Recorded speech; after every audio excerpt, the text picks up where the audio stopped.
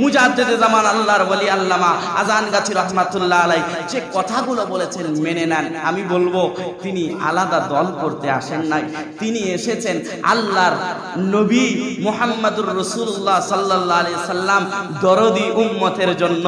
তিনি চিন্তা ফিকির করলেন বর্তমান মানুষগুলো পথ ভোলা হয়ে যাচ্ছে, সঠিক রাস্তা থেকে বেঠিক রাস্তায় যাচ্ছে। আমার একটাই করা দরকার, কোরআন হাদিসের যে মূল ভিত্তি তাদের কাছে তুলে ধরা হোক। তারা যদি এই মূল ভিত্তিটা মেনে নেয় তারা জান্নাতি হবে। জোরে বলুন। আপনার কোন সিলসিলা কোন যাই বলেন বর্তমান সমাজে যা চলছে, আপনি যেখানে আছেন সেখানেই থাকেন। আজকে যে ওজিফা দেওয়া হবে এই ওজিফাটা আপনি নিয়ে যাবেন, ওজিফাটা নিয়ে আমল করবেন। ওজিফাটা আলাদা কিছু নয়, আজানগাছি রহমাতুল্লাহ আলাইহির বাড়ির নিজের লেখা কোনো কিছু নয়। এই কথাগুলো হলো হাদিসের কথা, কোরআনের শব্দ দ্বারা এই ওজিফাটা লেখা হয়েছে।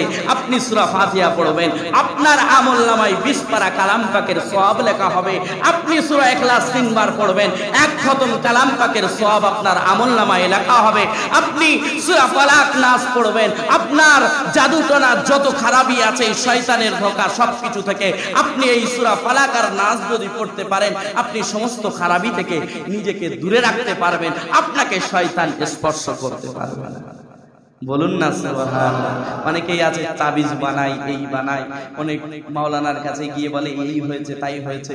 আমার মুর্শিদ বলে বাবা তাবিজ তোমার গলায় ঝোলাতে হবে না, তুমি তোমার তাবিজটা আমল বানিয়ে নাও। তুমি সূরা ফালাক আর নাস প্রতি নামাজের শেষে তুমি পড়ে দেখো, তোমাকে কখনো কখনো কোন জাদু টোনা আপনাকে আকৃষ্ট করতে পারবে না। তার জ্বলন্ত প্রমাণ আল্লাহি তাল্লাহি বিল্লাহি, আল্লাহর কসম বলছি আমার গায়ে আজ পর্যন্ত কোনো মাদুলি বলো কোন তাবিজ বলো আমি তুলি নাই কোরআনের কারণে। জোরে বলুন।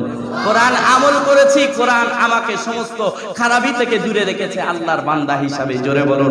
আমরাও যদি করতে পারি আল্লাহ রাব্বুল আলামিন আমাদেরকেও জাদুটনা থেকে হেফাজত করবেন। আল্লাহ রাব্বুল আলামিন আমাদের সকলকে শোনার থেকে বেশি বেশি আমল করার তৌফিক দিন। এই আমি আপনাদের কষ্ট হয়েছে আমি এতক্ষণ কথা বলেছি, তাহলে একটু জোরে জোরে জোরে জোরে বলুন না আল্লাহুম্মা আমিন। আমিন বললে লাভ কি? আল্লাহ সহযোগিতা করে দেয়। যে বান্দা আমিন বলেছে, কোরআন নিয়ত করেছে, আমি আল্লাহ সহযোগিতা করে দিলাম ওই কাজটা যেন আমার বান্দা তাড়াতাড়ি করতে পারে। জোরে বলুন। আমরা আমিন বলবো, ফেরেশতারাও আমিন বলবে, ফেরেশতাদের আমিন আল্লাহ কবুল করবে এবং আমাকে আপনাকে ওই